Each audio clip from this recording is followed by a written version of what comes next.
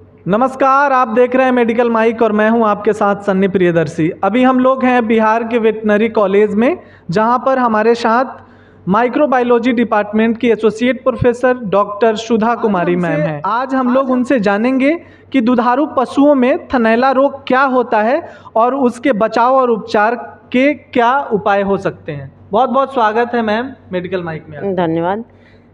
पशुओं में जो थनैला रोग होता है, ये मेनली जो है दुधारू पशु के अलावा जो दूध नहीं देती है, जो फीमेल बफेलो है, काव है, उसमें भी ये रोग होता है। तो ये मेनली जो है इसमें थन का इन्फ्लामेशन हो जाता है और जो है ये बहुत सारा कारण से होता है इसका, जैसे कि जीवाणु है, विषाणु है, कीटाणु है, ये सब कारण से जो है पशुओं में थनैला रोग होता है। अगर गलत मैनेजमेंट करते हैं तो उस समय भी इस सब बीमारी पनपता है। और सबसे पहले हमको देखना है कि ये मेन कारण जो इसका है थनैला का, वो थनैला मतलब थन का इन्फ्लामेशन, इन्फ्लामेशन ऑफ अडर है ना। थन जो है, थन में स्वेलिंग आ जाता है और ये जीवाणु विषाणु कीटाणु के कारण होता है। अब हमको देखना है कि ये जीवाणु विषाणु और कीटाणु आता कहाँ से है। तो ये गलत मैनेजमेंट जो हम लोग रख रखाव जो पशु का करते हैं गलत तरीके से, साफ सफाई की कमी से, और मक्खी आता है तो उसको नहीं रोकते हैं, या मॉइस्चर नमी जगह में पशु को बैठने के लिए देते हैं, तो ये सब से जो है ये मेरा जो है विषाणु जीवाणु ये सब पनपता है और दुधारू पशु को अडर में इन्फेक्शन करता है। अब जब इन्फेक्शन हो जाता है तो इसका क्या लक्षण है वो हम लोग को देखना रहता है।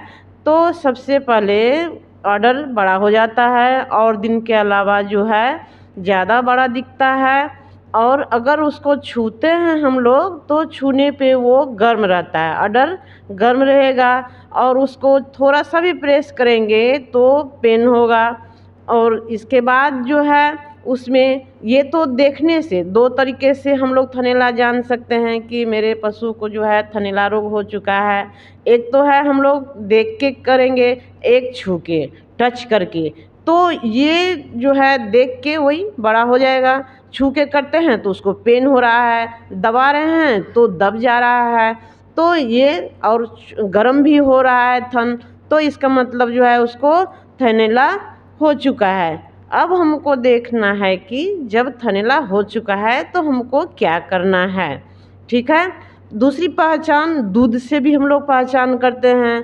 थनैला रोग में जो है दूध पतला हो जाता है। दूध जो है कभी कभी अगर ज़्यादा इन्फेक्शन रहा, एक दो दिन पुराना हो गया, तो उस समय दही जैसा दूध जमा हुआ रहेगा। उसके बाद जो है फटा फटा भी दूध रहेगा और दूध का कलर जो है वो चेंज हो जाएगा, एकदम लाइट येलो कलर से हो जाएगा, कभी कभी येलो कलर भी हो जाता है।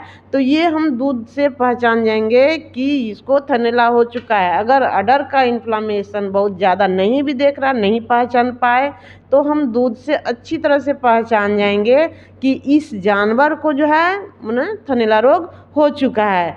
और जब हो जाता है तो इसका हम क्या क्या समाधान करेंगे, उसके लिए हम सबसे पहले करेंगे कि जानवर को साफ सफाई से रखेंगे, दूसरे जानवर से मतलब करके रखेंगे, एक दूसरे जानवर में कांटेक्ट नहीं होने देंगे। ये संक्रामक बीमारी भी है क्या? जी, अगर ये विषाणु से होता है तो ये संक्रामक है, बहुत सारा रोग संक्रामक है, लेकिन थनैला भी अगर गंदे हाथ से जिस जानवर को थनैला हो चुका है उसका दूध हम निकाल रहे हैं और उसी हाथ से अगर हेल्दी पशु का दूध हम निकाल रहे हैं तो वो हम ट्रांसमिट मेरे द्वारा वो उसमें फैलने का खतरा रहेगा।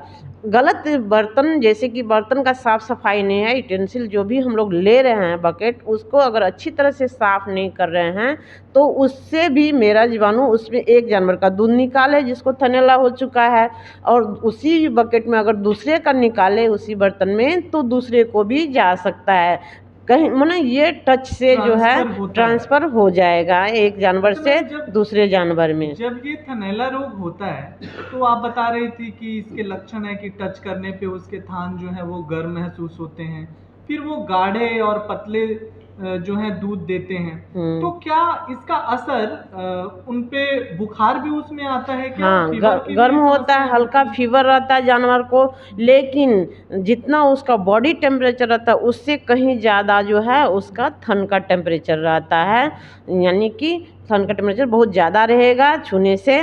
और अब इसका हम अगर फिर भी हम देखिए बहुत सारा कारण से होगा, अगर उससे भी हम टेस्ट करना चाहें, उसका उपचार के लिए हमको टेस्ट करने की ज़रूरत पड़ेगा, तो 2-4 टेस्ट जो है उसका हम लोग कर सकते हैं। प्रेफर करते हैं हाँ, आप लोग। प्रेफर कर सकते हैं। पहले अच्छी जगह से उसको हम टेस्ट करेंगे दूध का, फिर उसका जो है सही तरीके से हम उसका जो है ट्रीटमेंट कर सकते हैं। तो इसका टेस्ट के लिए 2-3 टेस्ट है, जैसे कि कप स्ट्रिप टेस्ट एक होता है। एक कप है, उसमें एक वॉलवेट पेपर लगा रहता है, उसमें हम लोग क्या करते हैं, अगर दूध निकाल के पहले दूध निकालते हैं उस कप में अगर रखते हैं, तो वो क्या करता है, उसका सोमेटिक सेल बोलते हैं हम लोग, वो दूध का कुछ कंटेंट जो है उसमें जो है टच हो जाता है, माने उसमें हैंग करने लगता है, लटका हुआ रहता है, तो इससे पता चलता है कि मेरा दूध में कुछ गड़बड़ी है। उसके अलावा एक कैलिफोर्निया मास्टाइटिस टेस्ट है। कैलिफोर्निया मास्टाइटिस टेस्ट में हम लोग कुछ नहीं, एक जो है प्लास्टिक पेडल लेते हैं, कैलिफोर्निया रिएजेंट लेते हैं, और हम लोग जितना जो है वो 4 छीमी है गाय का, तो चारों का अलग अलग नंबरिंग करके हम लोग एक प्लास्टिक पेडल में और इन चारों का अलग अलग दूध रखते हैं। 5 ml दूध जैसे रखे तो 5 ml हम कैलिफोर्निया रिएजेंट लेंगे और उस मतलब कप में डालेंगे जिसमें हम दूध डाले हुए हैं। 5 ml हम अगर दूध लिए तो सेम अमाउंट में हम कैलिफोर्निया रिएजेंट डालेंगे। तो उसके बाद थोड़ा मतलब 2-4 सेकंड के अंदर उसको सेक करेंगे तो वो कलर जो है नीला हो जाएगा और दही जैसा जम जाएगा। अगर पॉजिटिव केस रहा, उसमें बैक्टीरिया प्रेजेंट रहा या विषाणु है, जीवाणु जो भी प्रेजेंट रहा, तो वो जो है दही जैसा दूध को कर देगा और कलर भी उसका नीला कर देगा। अच्छा, ये तो रहा कि उसके लक्षण क्या हैं, ये आपने बताया।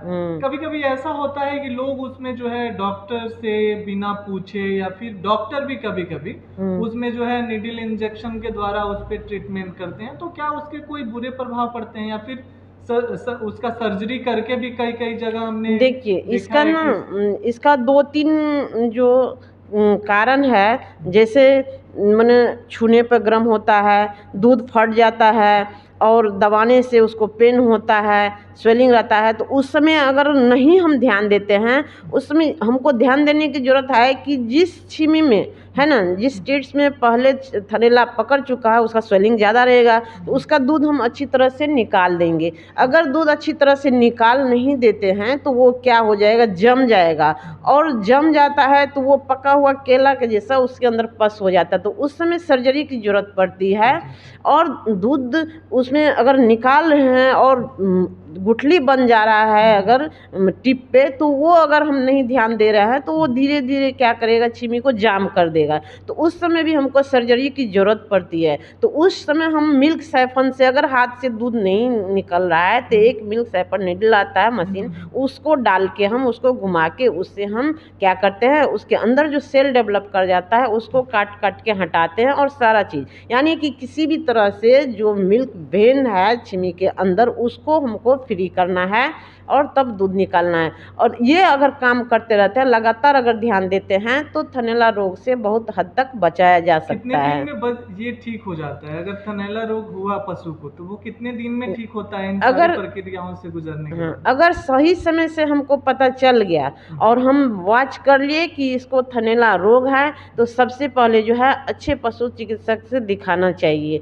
उस समय क्या करना चाहिए, तो जैसे ये चिकित्सक भी वही परामर्श देंगे, अगर अच्छे चिकित्सक है तो वो भी यही कहेंगे कि दूध को निकाल के उसको फेंकिए, ऐसी जगह फेंकिए कि जहाँ दूसरा गाय भी नहीं जाए, और ये घर की फीमेल ह्यूमन बींग भी, वहाँ घर की फीमेल जो है, जो माँ है दूध पिलाती है, उसको भी वहाँ नहीं जाना चाहिए। इसके लिए जो है स्टेफाइलोकोकस ऑरियस नाम की बैक्टीरिया जो है वो बहुत ही जानलेवा होता है। ये फीमेल पर्सन में भी ये इन्फेक्शन तो कर ये देता है। पशुओं से हाँ फीमेल में भी हाँ, अपने दूध जो से है अगर हम प्रभावित हो जाते कंटामिनेटेड हैं। दूध खाते हैं जिसमें बैक्टीरिया प्रेजेंट है थनैला का, और तो ये जो है जो माँ फीडिंग कराती है हाँ, अपने हाँ। बच्चों को, उसको ये आराम से हो जाएगा।